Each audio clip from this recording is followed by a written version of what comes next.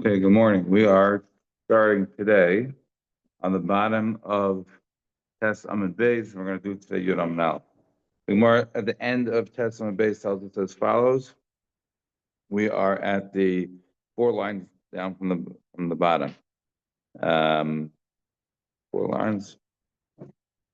The Gemara says, no, I'm sorry, it's six lines. Michti, the single dot there on the line. Michti. So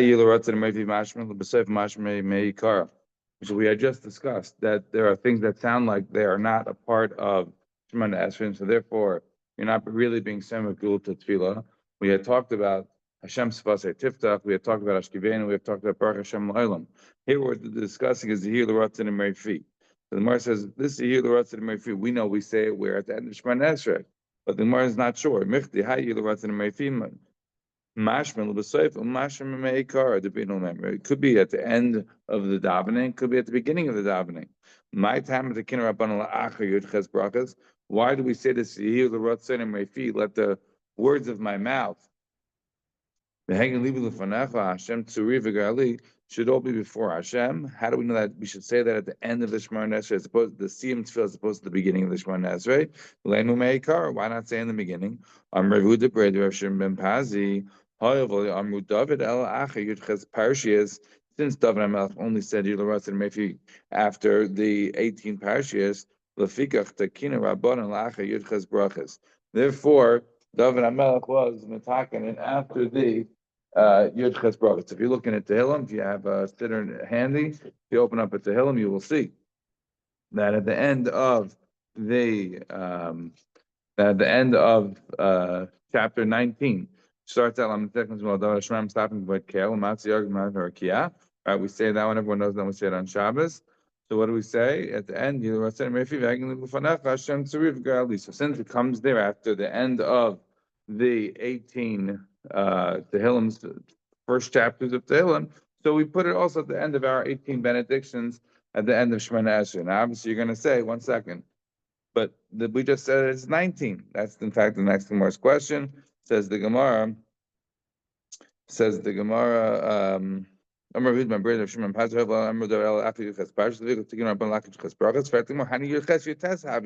telling me it's 18, it's 19, right?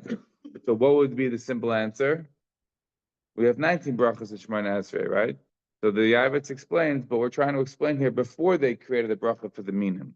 Right, the bracha of the minim v'lamalshinim, right, the bracha against the Meisrim and all those people, that's a later addition. We'll see about that later on in the Gemara and brachas. But at this stage, we're up to only 18 benedictions, so we have to fit it into 18. So 19 doesn't work for us. What is the Gemara's answer to that? And for the Gemara, Ashri Ish V'lamarok Shugayim Chad Parshi. If you go to the very first beginning of Tehillim, if you open up the beginning of Tehillim, the first 2 parshas, Ashri Ish and Lamarok Shugayim, which we're going to deal with a few times today, in their understanding, was only 1 parsha, not 2 parshas. We have it as 2, they had it as 1. And that's how you get 18. So, Asher Shalom Rosh Hashanah B'chad Parshas. The Amar Abiyud Beredi of Shimon Pazi. Kuf Gimel Parshas Amar David V'lo Amar Haluka. David HaMelech said 103 parshas before he used the word Haluka, which then obviously becomes very used, right? If you look into Tehillim, if you look at the Tehillim at the end of Parak Kuf Daled, we have Baruch Nafshi, right? Hashem Gadal T'Moed Ha'Yid V'Lavash. We said at the end of every Rosh Chodesh, and the end of that piece, which again we're going to see that some other psukim there today. The way it ends is Baruch Nafshi Hashem Haluka. That's after Kuf Daled. So the Gemara says. The Amar Abiyud Beredi Shimon Pazi Kuf Gimel Parshas Amar David V'lo Amar Haluka. David HaMelech said 103 parshas of Tehillim and never used Haluka until he gets there. Until he saw that the Rishon were falling, were getting destroyed. And the Rishon are getting destroyed. There's no more of them. And then he said, Baruch Nafshi Hashem Haluka. He said, okay, this is great. And he said the word Haluka. But the Gemara asks, Hani Kuf Gimel Kuf Dalet Havin. Look in our Tehillim, you see it's after the 104th chapter of Tehillim. It's when he says Haluka, not after 103. So what's this line of Rebbe David Shimon Pazi that he's saying it's 103? Again, you have to answer the same thing. And what is that? Hani Kuf Gimel Kuf Dalet Havin. Asher Ish V'lam Barok Shugayim Chada Parshi. It must be the same thing. That there's really the first two chapters of Tehillim are really one. So the first two chapters of Tehillim are really one. Then it comes out that David said Baruch Nefesh Hashem Haluka, not after 104 chapters, but rather after 103 chapters. Good. That is the first line of the Gemara over here. And the Amar of Shmuel ben Nachman and Rabbi Yochanan. I should point out that Rabbi Shmuel ben Nachman and Rabbi Yochanan you find most times in Shas. When you go through Shas, you will see Amar Shmuel bar Nachmani, Amar Rabbi Yonasan, not Amar Rabbi Yochanan. And a few times where you see Amar Rabbi Yochanan, many times they want to change it to Amar Rabbi Yonasan. But in the reality, Rabbi Yonasan was his main rabbi. Rabbi Yochanan is actually he lived there at the same time. He overlapped a little bit with Rabbi Yochanan, but that wasn't his main rabbi. But nevertheless, it could be that he managed to get a few members from him. That's why they're not trying to change this one on the side, that it could be it came from him. What makes sometimes we want to change a few and sometimes not? I don't know.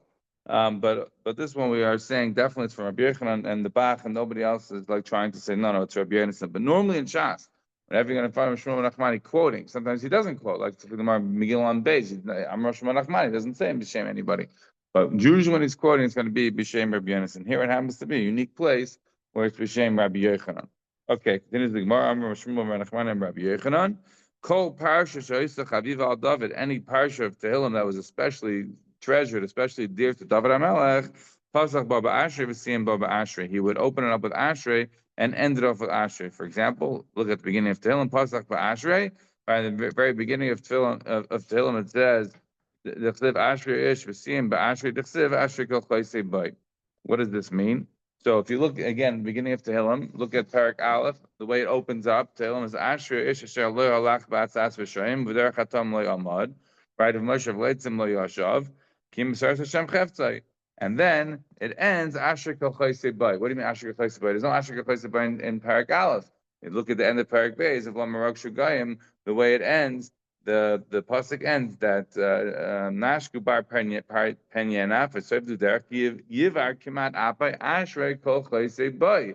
Comes out it's a raya, right? From the Shmuel Nachmani saying in the name of Rabbi Yochanan, not just simply that every parsha that David HaMelech was beloved, that he would open with ashrei and end with ashrei. Well, what else do you see? That it's one parsha, right? Parak Aleph and Beis is one parsha. Right, so that's a beautiful raya to show you that even Rav Shmuel Nachman Rabbi Yochanan, he's talking about a different point, that when David HaMelech is opening up and ending with the same kind of idea, that was a very especially beautiful piece for him. But what you see from that is that is one piece, that is one chapter of the Tehillim. Should point out that as Taisa says, really, like there's no place in the whole Tehillim that opens with an Ashrei and ends with an Ashrei. So like there was only one chapter of Tehillim that he especially found most beloved. So let's look at Taisa. There's only one Taisa on the page today. Very easy. So it says Taisa turn Michael Parshi is lo ashkechan shum parsha acherish maschos ba'ashrei semes ba'ashrei elahi.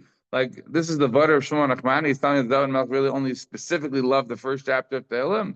Come on. So what it says then? So Yishlem the lav dafka pasuk ba'ashrei v'sim ba'ashrei el chasima me'ein psicha k'maytila shepasuk p'tila v'sim p'tila tila Hashem yidavi can have parshas from Eschus ba'aluka m'samis ba'aluka. So what's the basic idea? Says Taisvis, if it opens and closes in the same manner with a similar sort of verbiage, that's what he means. So what is the example? The example would be, let's say for example, open up in Haluka and we end with Haluka, right? If we open up with something and end with something similar, and of course you see that in all the Halukas. So obviously those are specifically delicious to David HaMelech. Okay, good. And again, like I said, we see a Zaytik point here that also it is making this idea. Hashem says Zaytik. That is the point of El Shmamim Asher Ish V'Lom Rosh Yom Choda Parshi the Amar Rabbi Shmuel Amar Rabbi Yochanan. This was the reasoning where he's bringing down. Shmuel Nachmani is making a different point. His point was of Pasuk Ba'asher Sim Asher, but we're using him in the Gemara to make our point, which is Lam Rosh Goyim and Asher Ish is all one parsha. And that's how I would explain the 18 and the 19. Maybe you would want to say that the reason that we today have two is because now we wanted to make these calculations work for us because we now have Elam Al-Shinim. So we have to make it 19 brachos. We have to make the separation here between these two. But if you ever go through Tehillim, you'll see certain parshas that to us seem like they must be parshas are not. For example, you go through Hallel and you see in Hallel what we think is all separate parshas, but in Tehillim, they're connected. They're all one, right? So that is... fine, moving on. Continues the Gemara. Hanu ben Biryoine the Havi b'Shvusa Rameh. There were these Biryoinim. Again, Rashi says pretim. They were not no goodniks. Why doesn't Rashi want to translate Biryoinim the way we understand Biryoinim to be, like what they were historically? Right, the Biryoinim, the Gemara's in Gittin and Dal and Hay, they were fighting during the times of the Second Temple. They were forcing the hand of the rabbis. The rabbis wanted to make peace with the Romans, and they were pushing back and being very ideological and wanting to fight. So what's the reason that that we don't use that definition? Because remember, we're talking about the times of the Amiram over here. We're talking hundreds of years after the Churban of Beta, hundreds of years after the destruction of Beis Hamikdash. So the Biryanim are not. There is no Biryanim anymore as a historical entity of what we know, and that now became as the term for people that are nasty people that are fighters. The term is no longer specifically a historical term, but rather a term used about people that are going to be more difficult people, and that's what we're dealing with over here. But you have to keep that in mind that there's different people that we're going to meet in this Gemara who are starting up with rabbis. Some of them are called Tzedukim, some of them are called Biryonim. These Biryonim are not the same thing. They're not so ideological in the sense of quoting psukim and starting up in that way. They're starting up in a practical way, whatever the reasons are. But they were fighting with the rabbis, but it wasn't from an ideological, theological, philosophical kind of place. That is how I distinguish between the Biryonim on this page and the Tzedukim that we're going to meet later on. So it continues the Gemara. How Biryonim, the happy b'shavus of the Rameh, have become entirely tuva. They were starting up the Rameh and they were giving him a lot of problems. So Rameh davened that they should die. Amrulay Bruya Debisu, his wife Bruya, we know was a very sharp lady. The Gemara Pesachim tells us how sharp she was. Right, she learned hundreds of halachas. She gave people, rabbis, problems if they asked her, how many ways to lud. Right, she would say, you should just say which to lud. Right, in other words, Al Tarbasicha Meisha. Why are you talking so much? The Rashi, the very odd Rashi about Azar Yudzayin Beis. With the end of Bruya, right, because she got into a fight with her husband about Nashim Dait and Kalas and the test that he made by sending the brachim, the issues over there, whether or not that is legitimately what happened or just how Rashi brings it down, I don't know. But we do know that Buri was the daughter of a Trajan, and she had a sister who was once taken. The whole Maisa there, Rabbi Meir went to go rescue. So there's a whole back and forth. And he's one of the people who was killed by the Romans. A famous story where he asks the Klatz Denuri asks if he's going to get into Olam Haba if he helps him go faster, and he says yes, and in fact he does. Okay, so this is a little bit of a background on Bruya. So Bruya was very, very bright, and she says to her husband, "You're davening that these people should die." Remember, before we had the Gemara a few pages ago, remember the Meister there with Rabbi Shubin Levi, right? On Zion Amanal, Rabbi Shubin Levi was trying to figure out the rega that HaKadosh Baruch Hu would get angry, and he was trying to, be like Bilam and figure out when the chicken was that moment when Hashem would be zam, and he would get after the people that were starting up with him. In that case, if you remember, it was Hahut Tzeduki, the Hav B'Shvus of Rabbi Shubin Levi. It was the Tzeduki who was starting up with Rabbi Shubin Levi, who would come a starly Tuva Bekroi. He was giving him a lot of problems with psukim. So here we have the Biryanim, they're starting up with her mayor, but again, doesn't mention psukim here. So Rameir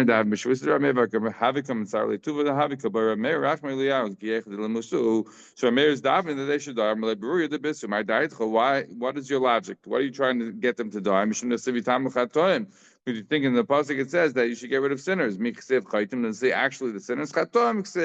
It says get rid of the sins, not the sinners. Look at the end of the pasuk. What does it say? Right? Then will be no more Rishoyim left. Keeping the time of Chatoim, Rishon Maidena. Once you get rid of the Chatoim, then the people won't be Rishoyim anymore. Ela Boy Rachme Elayu, the Hajj B'Tshuva, you should daven for them, they should do Tshuva, or Rishon Maidena, then they won't be Rishoyim anymore.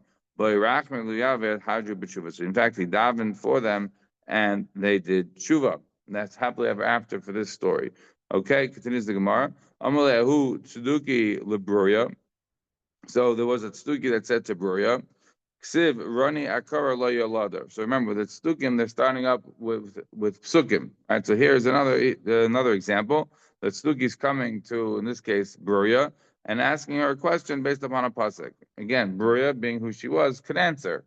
So what is the question that she's being asked? It says in pasuk, we read it after Rani Akara Lo Yolada. Right. Literally, what does it mean? That the barren woman should be happy.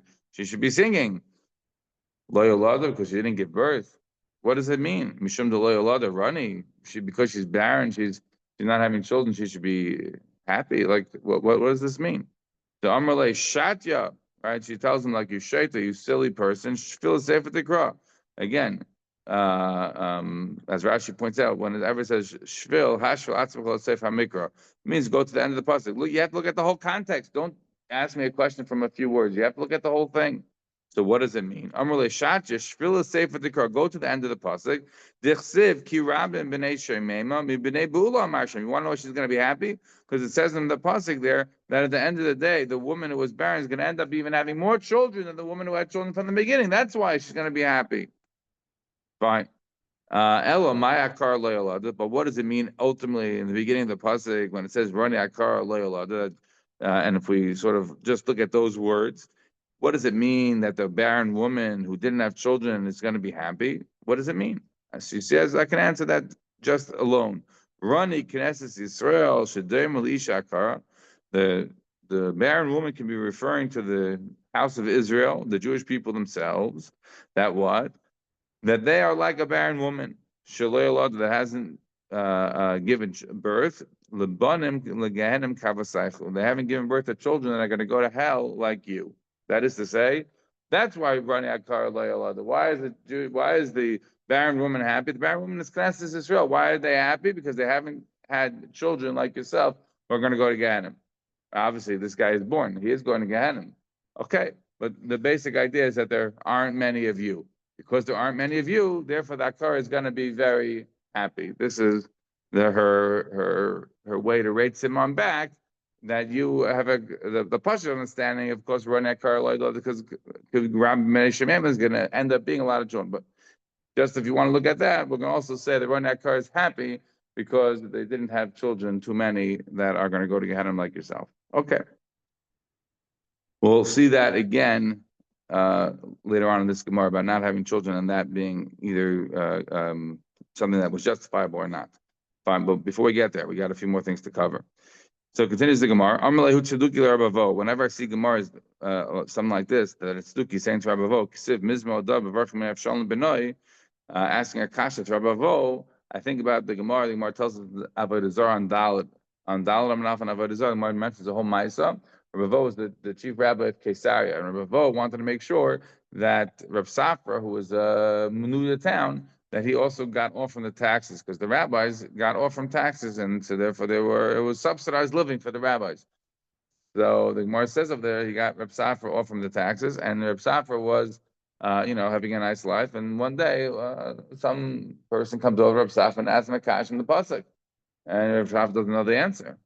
So they start beating him up and they start screaming, you're taking us subsidies. We're giving you off, and yet you don't know the pasuk. So the Ravo hears about it and he says, what's going on? Why are you beating up Rav Safra? So he says, because we gave him off on the taxes. We're giving him, a subsidized lifestyle. And we asked him a kash and pasuk. He doesn't know the answer. So he says, when I made Rav Safra on the roll, on the tax roll, that he's the rabbi, he doesn't have to pay the taxes, and he gets a subsidized living. I said he's a rabbi, not because he knows Tanakh, because he knows Shas. He doesn't know Tanakh, but he absolutely knows Shas. If you ask him a question Shas, he would know.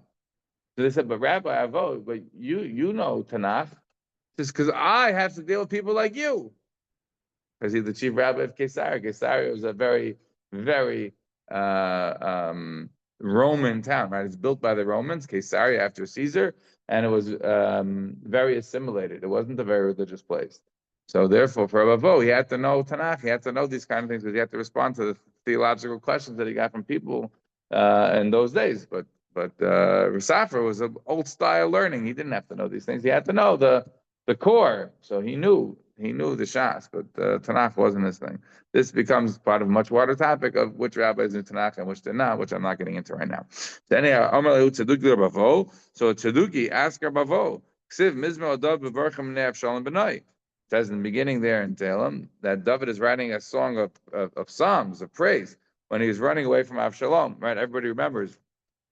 We just had the Gemara that told us before, right? What did the Gemara say? The Gemara said that the Gemara asked it as a question, We say Mizmo David V'Varchim B'nei Shalom B'nai. It should be a Kinala David. How is David HaMelech being so happy that he's running away? He's to be sad, right? The more in Zion base. So the more answered that he had reasons to be happy. He thought if an Eved would have come after him as a punishment for Adam Batsheva, then he would have been killed potentially. But here it was not an Eved. Here was his son. So his son would have more rachim on him. Fine, could be. Anyhow, so over here the Sugi is asking. It says Mizmo Dab V'Varchim Nefshalom B'nai Uchsiv L'Dav Michtam B'Varchim B'nei Shol B'Ma'ara. But later on in Tehillim Nun Zayin, it says that David is writing Psalms when he ran away from Shaul, right? Everyone knows Shaul was his father-in-law, and Shaul was out to get him, right? Why? Because Shaul was very angry. He thought David was coming to steal the throne from him. He was very upset, and so therefore what he tried to do, Shaul, was to kill his own son-in-law, and literally he had to escape for his life.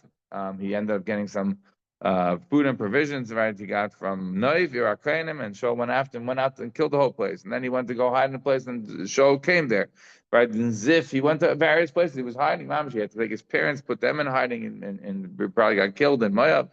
But David was on the run for years. He had hid with the Pelishtim, right? With Achish, with David HaMelech, like he was mamash on the run until Shaul gets killed by the Pelishtim in the last final battle, which David could have partaken in, but in the end, the Sarnei Philistines decided they didn't want David fighting with them. They didn't trust him, so they sent him back, and that's when he ends up going after the Amalekim and gets rid of them because they came and pillaged his wives and provisions for all of his men.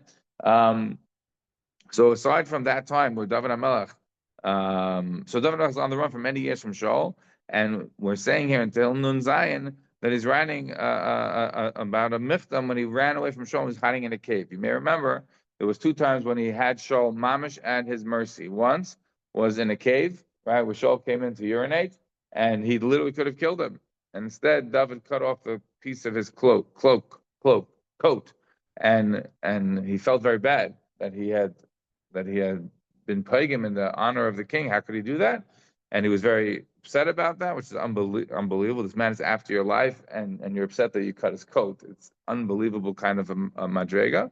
But so he's and the other time was when Shaul was sleeping, right, in the middle of the army encampment, and everybody knows the thing that Shaul said, that David said, "What's the need for the wasp, right? What's the need for the spider?" The spider was the web that Shaul went to the cave because he thought nobody was there, because there was a web on the opening. And the wasp was because when David went in there and they took the sword of Shaul, right? They went to go take it. So what happened? Right, Avner ben Ner surrounding the whole armies there around Shaul, all protecting him, and they're all sleeping. There's a tardema, the same lashon but used by Adam Rishon over there. The pasuk says, so they get the sword. And then he screams out to Shaul once he's in a safe distance and says, "You see, I have no harm to you. I had your sword. I could have killed you." Right? And over there, but he had almost gotten stuck. Right? Shaul's foot, the Avner's foot was like closing in on him, but the wasp came and bit him and opened his foot, so he was able to get out and escape. So getting back to our Gemara over here, the Stuki asking Rabavo, I don't understand. This pasuk with Shaul is chasing after David, and David is hiding in the cave. That's Tehillim Nun Zayin. But that happened obviously way earlier in life. There's no Avshalom even being born, and yet in the Tehillim in the beginning of Tehillim in the 3rd parak, you're talking about Avshalom. How could it? Well, the order is out of order. You should have had the Tehillim the other way. It should have said the stuff about Shaul much earlier, and the stuff about Avshalom much later. So why don't you do it that way? That was the question that the Stuki asked Rabavo. The hey Maisa have Bereisha, which one was first? Michti Maisa Shaul have Bereisha. Obviously, the Maisa with Shaul was first. So look, the Bereisha that should have been written first. Amalei Atunda loy derishn smuchen kashalachu. You don't darshan smuchen. You have a question. I'm not darshan smuchen like kashalam. We darshan smuchen, and therefore for us, we are able to explain why this story of Avshalom, which chronologically is taking place much later, is put much earlier. Rabbi Yochanan smuchen and atarmi 9. Because we have a famous line from Rabbi Yochanan. Rabbi Yochanan says smuchen and atarmi. How do we know that the smuchen is minat Torah? Shenem smuchen la'ad la'olam. Right? Another pasuk there in Tehillim that smuchim are something min Torah. You could darsha from them. And lam and nismach parsha of Shalom parsha Gog and Magog. Why is the parsha of the Avshalom next to the parsha of Lam Rosh Goyim, which we're darshaning on Lam Rosh Goyim, is a parsha about Gog and Magog, to teach you something. What is it teaching you? She'im Yerm Lecha Adam, that if a person's going to tell you, Klum Yesh Evet Shemar B'Rabbi, that there's no such thing as an Evet who's going to be rebelling against the master, Afatam Marloi Klum Yesh Ben Shemar B'Aviv, you say that there's no such thing as a son that rebels against the father. Elahave, Hachanami have. Same way that you could have a son that sometimes goes against the father, sometimes you could have an Eved that's going to go against the master. The story of Gog and Magog in the future. Now, I should just mention that we just had before on Zayin Beis, that Rabbi Yochanan was also darshaning these psukim about Lambarok Shugayim and Mizmo Dav Bevarchim and Avshalom B'nai. Remember what it said over there? Over there, the Gemara Zayin Beis, we just had it. The Gemara said, Karsha Tar B'Zerah B'Seif Beis Shel Adam.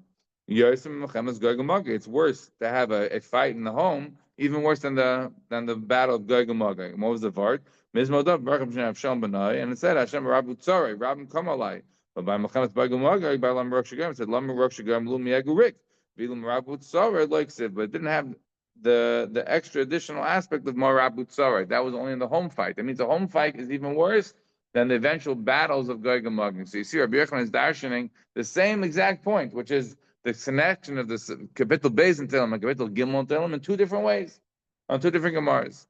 As we say, the Shem Pan Latera, it's not a problem. Okay.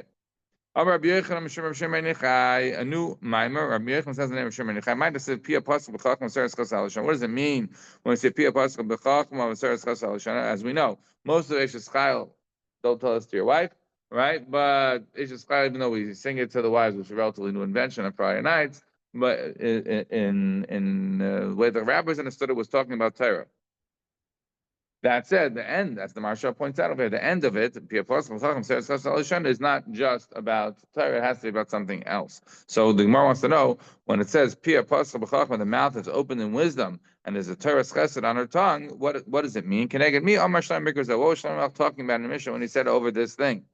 So he was talking about David, his father. He lived in 5 different places, and he said Shira in every place. What was the 5 places? When he was a fetus, he said Shira of Amar Shima Shnema Baruch Hashem v'chol karavai Hashem kachay. He said, "Blessed in my soul, v'chol karavai Hashem kachay." What does it mean, karavai?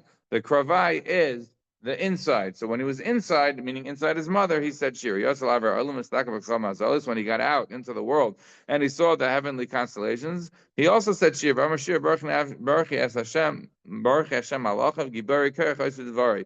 L'shmaya b'kol Devari Baruch Hashem Kol Tzevav. So what does it mean over here? Baruch Hashem Malachav, right? The Malachim of HaKadosh Baruch Hu, the host, the heavenly host. Remember, in those days it was understood that the constellations were all understood to be intelligent themselves. And so he's blessing all of the malach of all the Gibari Koyach who are Oyser Devari of the Rebbeinu Shalom. They have the perfect cycles, the way they cycle around the sun, as we know today, mathematically, the precision, all of it. It sounded like that they were absolutely doing the will of the Rebbeinu Shalom. That's the second time he said Shira. Yonak Mishtei Ima V'Nistaka B'Dadea V'Amar Shira. Again, when he was nursing from his mother, he also said Shira. Shenamar Brachi Na'avshi Es Hashem V'Al Tishkechi Kol Gemulav. Right. The next point it says Shira that Hakadosh Baruch Hu has given him the ability to nurse. What does it mean? It says in my called Gemulav. What does that mean? All of the goodness of the Rebbeinu Shalom that he's given him. What is it reference to? Amravavo she'aso lo dadna b'makim bina. That Hashem placed the dadei isha b'makim bina, meaning on the heart. This is, by the way, the Tzavos Rabuda Chassid brings down as far I think Nun Hey, something like that, around there. He says that therefore women should start nursing always on the left side, because that's the heart, that's the makim bina. I should point out that that's nothing to do with halacha, and obviously women does what's more comfortable, but that's the idea based upon this Gemara over here. So time of Mai, why is it that a woman nurses from a different place than the regular animals? Because the fact that you want to avoid having to look at a makim erva, Rav Masta Amar Kadesh Lo Yenik Makim Atinefes. So it shouldn't be nursing from a makim atinefes. So those are again potentially additional aspects on the Kol Gemulav to explain why David Melch is saying Shira when he was nursing. He saw the Rishon were getting knocked down, and he said Shira. Again, remember the Gemara that we started out with today on Tesla Base. the last three lines, right? David HaMelech, when he first says Halukah in Kuf Gimel or Kuf Daled, was Ad Sherob Mapalosan Shel Rishon. Yitamu Chatom in ours, he understood as the Mapalosan Shel Rishon. And over here again, we're talking about the Mapalosan Shel Rishon. It's Beruria who wants to tighten it up. Don't look at it as Chatom, meaning the sinners, but Chatom as the sins of the sinners. But the Pashup Shadow, of course, is Yitamu Chatom in ours, is referring to the sinners themselves are gone. Bruria has an additional knesh that she wants to say it doesn't mean the sinners, it means the sins, but both on the Gemara Testament base, and now here again, the Gemara Yom we're talking about the Rishon themselves. So he saw the downfall of the Rishon, and he said, Shira Shnemi Tam Chatom and Earth, Rishon Moedena, Baruch Nafshi, Hashem. How look, see, each one of these things has the Baruch Nafshi, right? Each one of these things David HaMelech is so excited about that he's singing Shira about it. And what is the last one? Is Nastakal B'Yem HaMisav Amar Shira. He sees the end of life, and he says, Shira Shem Baruch Nafshi Hashem. Hashem L'Hai Gedalta Ma'od Hoivad L'Vashtar. My Mashman Dal Yom Misa Number. How do you know this one is a reference to death? So the way you see it is Amar Rabbi Shila. Remember Rabbi Shila, right? He's the first Tana and Shas that we had, and this is now our third time mentioning him here in Brachas. We know Misefa de Inyana. We know it from the end of that pasuk, the Siv Taster Panechmi Ba'elon Tosev Rucham Yigvon, and of course we don't. The Gemara says V'Gaymer. It doesn't finish off, but the last words of Elafar Mishuvon, and they go back to the dust. So that's the point here: is that the Baruch Nafshi here is in reference to going at the end of life. We don't believe that is the end, and therefore David HaMelech is saying Shira here as well. Okay, continues the Gemara. So Rav Shimi bar Ukva, va'amrle mar Ukva, have a shriach kamed Rav Shimon Pazi. Rav Shimi bar Ukva, and others say it's mar Ukva, was normal hanging around Rav Shimon Pazi. Having Masada Agarata kamed Rav Shimon Levi, and Rav Shimon Pazi when Masada Agarata in front of Rav Shimon Levi. This is a very interesting topic about being Masada Agarata in front of Rav Shimon Levi, because there is a Yerushalmi. Rav Shimon Levi says that he never looked at Agarata at all, and Agarata is terrible. And the Radbaz already is a famous Radbaz in Chelik Daled, Simin Elef, so 1,303. The Radbaz 1,303 in Chelik Daled asks this question of this Gemara. Sounds like Rav Shimon Pazi will be Masada Agarata in front of Rav Shimon Levi, and yet we know the Yerushalmi Shabbos tells us they never looked at Agarata except for like one time, and he was not happy about this Agarata. And so the answer that the Radbaz wants to say is not that Rav Shimon Levi, because it would sound like a steer between the Bavli and the Yerushalmi. So the Radbaz says no, it's not a steer. The way you should look at it is this: Rav Shimon Levi held Agarata, but he held that it shouldn't be written down. It should be only oral. It's too complicated to just sort of have it in writing. People can take the wrong lessons and take it the wrong way. And therefore, in the Yerushalmi, when he's sounds like he's maligning Agarata. It's not maligning Agarata inherently. He's saying he doesn't want it written down. And over here, where they're being misader it's because it's being done orally.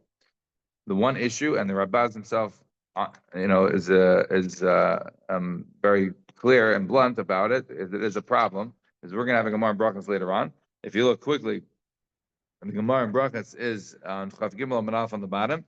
The Gemara says, the Amar Rabbi Bar Chana, ki have azlin basid Rabbi Yochanan. When I was by Rabbi Yochanan, ki have a boy lemel besekise. When he had to go to the bathroom, ki have a nucket sifra dagarta haviyodlon. When he had a sefer vagarta, he would give it to me, so he didn't have to take it into the bathroom. And that reminds us of Gemara Gittin and Tzamach Omar Aleph, where the Gemara says that Rabbi Yochanan Mishlager should be ma'ayim sifra dagarta b'Shabbos. So they used to learn sifra dagarta on Shabbos. So the Rabbas has a problem because ultimately, at the end of the day, Rabbi Yochanan clearly has a sifra dagarta. Or Shlakish, they have a Sevarim Agarata, so what's Rabbi Shimon Levi saying you can't write it down? On that, the Rabbas wants to say it maybe it was a machlokes from Shimon Levi, Rabbi Yochanan, about whether or not you could. I don't know, but it's definitely an interesting point about the usage of Agarata by Rabbi Shimon Levi or not. Anyhow, so according to our Bavli, it's clear that Rabbi Shimon Levi was engaged in Agarata. And what was the Agarata that they were learning? Amarle, might have said Baruch Nafshis Hashem. Again, the reason we're to bring down this Gemara is because again it's coming back to the Baruch Nafshis. So Baruch Nafshis Hashem V'Cholker Ravai Hashem Kachoy. What does that mean? So he said to him like this: Amarle, Boyer Esh Leikim Midas Hakadosh Baruch Hu Midas Basar V'Dam. The midah of their Ben Shalom is not like the midah of people. Midas Basar V'Dam Tzar Tzur Agabak Kois Ven Yochel Hatel Baruch Neshama. Here by B'nei Ma'am, when you have a person that he's making an art on a wall. He makes a beautiful picture, a beautiful body, right? But what is the reality? It's 2D. It's no life in that thing, but it looks very nice. It looks very realistic, but it's not alive. But look at HaKadosh Baruch Hu. HaKadosh Baruch Hu ein Ekein. Tzar tzur b'tzarich tzur. Hashem is able to take fashion a new human, a 3D, a human being, inside another human being. Umata baruch neshama kirbayim b'nei me'ayim. Hashem is able to put inside him all the innards, all the things that a person will need. V'hanadar mechana ein kadosh k'Hashem ki ein botecha v'ein tzur k'Elokeinu. Right, in the Shir of Chana said after Shmuel was born, nobody's holy like their Rebbeinu Shalom. They ain't sur kelikenu. Nobody's a rock like our God. But what does it mean? My ain't sur kelikenu. Ain't sire kelikenu. There's no artist like their Rebbeinu Shalom. Unlike a human artist, the Rebbeinu Shalom is actually able to be tzartzura b'tzartzura and create life within life itself. My ki ein botecha. What does it mean? Once we were discussing this pasuk there in Shmuel, what does it mean? Ki ein botecha, right? There's no one like the Rebbeinu Shalom. Amar Rav Yehuda bar Manasseh, Atiki ki ein botecha, ein elok ein livlalisecha.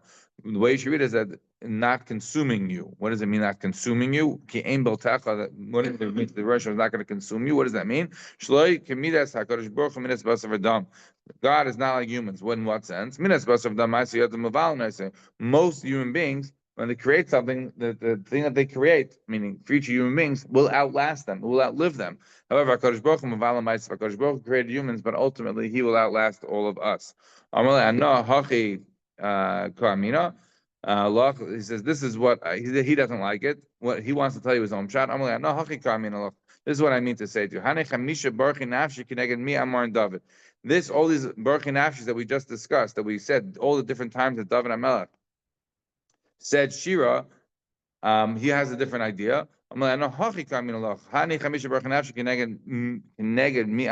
Dov say them against or parallel to? It's connected the Rebbeinu Shalom and the soul. There's parallelisms between the soul and the Rebbeinu Shalom, and that's what he was trying to compare. Just like the neshama. Just like a Kodesh Baruch Hu fills up the whole world, so too the neshama fills up the whole body. Kodesh Baruch Hu royev ein anira, just like a Kodesh Baruch Hu is seen, sees, but he cannot be seen. Af neshama royev ein anira, so too the neshama sees and is not seen.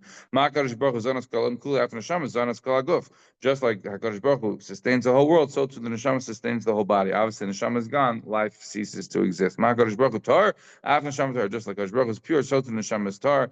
Kodesh Baruch Hu yoshev b'chadrei chadarim. Just like HaKadosh Baruch Hu sits in the heavenly abode, after neshama yeshes b'chadrei chadarim, so the neshama sits in the heavenly abode within the body, no one sees it. So the one that has these 5 elements that are comparable to the Rebbeinu Shalom should be the one who's giving praise to the Rebbeinu Shalom. Fine. Now, Amar Hamnuna, you might ask, what's the connection of this next Gemara to what we said before? Rashi also was bothered by the question. So if you look at Rashi explains that we're bringing down this the Gemara of me the Simi Gechacham me the Pesha Davar. Rashi says mi shum da Ari b'Sefer, because we just finished the Gemara talking about on Tess, right? We were discussing the whole idea of Smicha Gul to Tefillah, so therefore we're bringing down this Gemara. But otherwise there will be no obvious connection as to why this was brought down. So that's why you have to go all the way back now to Tess to find the connection. So Amar Hamnuna,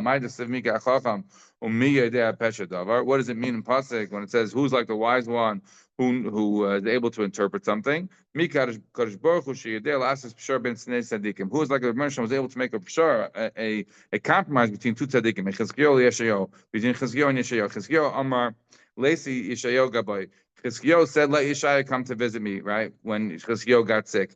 Because that's what we see by Eliyahu, because he went to go visit Achav. Yeshayahu Amar Lesi Chizkiyahu Gabai. Yeshayahu, the Navi said, Chizkiyahu can come visit me. Because we found by Yehoram and Achav, they went to go visit Elisha. So Ma'akar Baruch Hu, right? Neither Yeshayahu was not going to visit Chizkiyahu. Chizkiyahu was not going to visit Yeshayahu. So in order to make a pshara, in order to make a compromise between who should go visit who, Ma'asar Baruch Hu, Hashem made Chizkiyahu very sick. And told Yeshayahu, go visit him.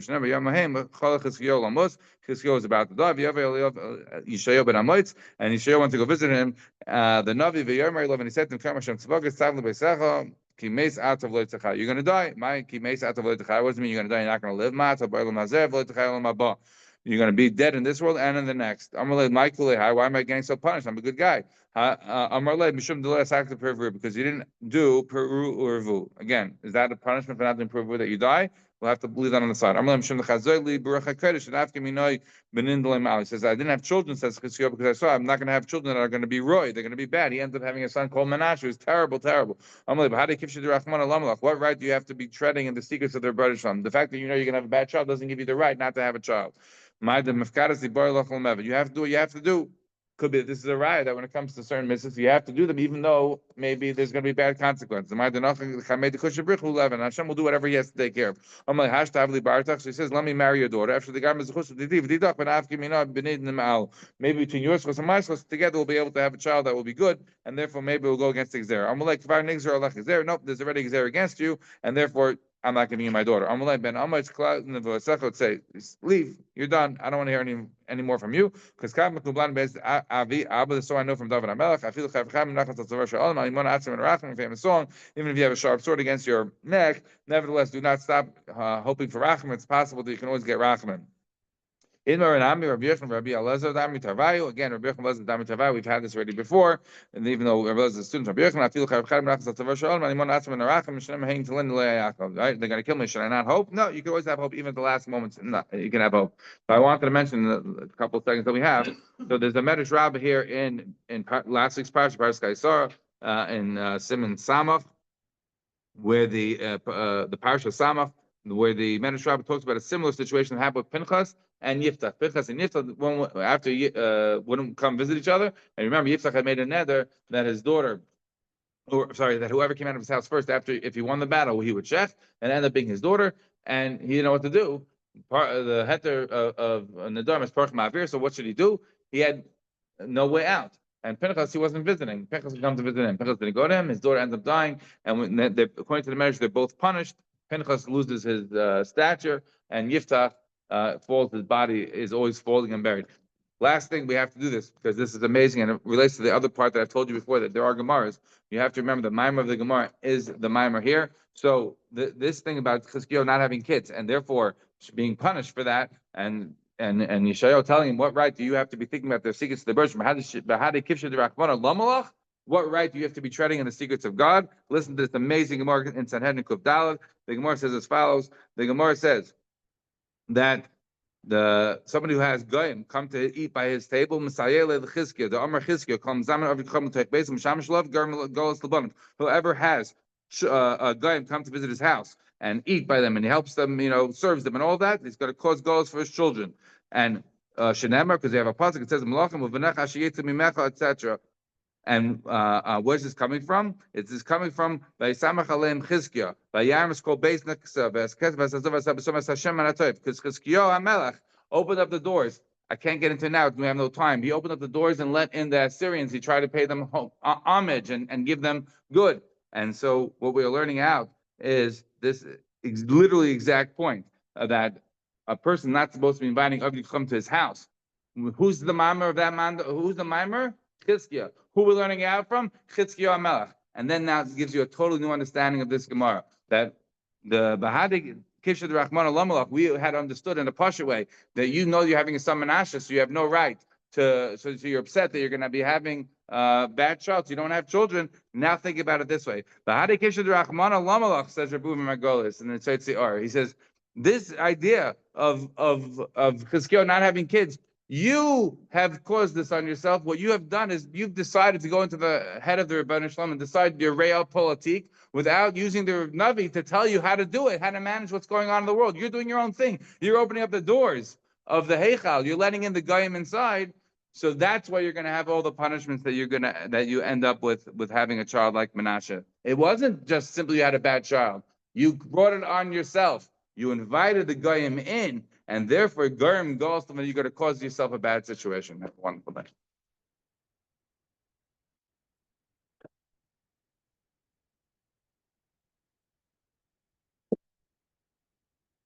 What do you mean? Oh, he's unbelievable.